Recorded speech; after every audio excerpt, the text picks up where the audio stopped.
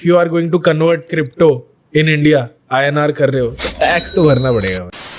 ये जो पे आउट्स आते हैं इन पे टैक्सेशन का क्या सीन होता है? जब हम लोग को राइज में पैसा आता है, there is a way, either you can take it directly in crypto और you can take it through rise.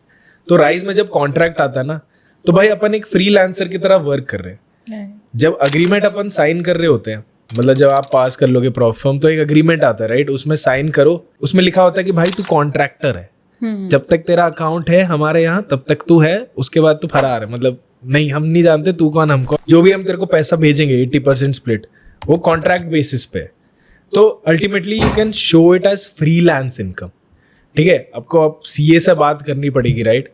But या if you are going to convert crypto in India INR कर रहे हो तो टैक्स तो भरना पड़ेगा भाई। कहने को तो ऐसा है कि भाई हमें नोटिस नहीं आया इनकम टैक्स का, बट जिस दिन वो फटता है तो भाई पूरे 8 साल पीछे का सब निकाल लेते हैं।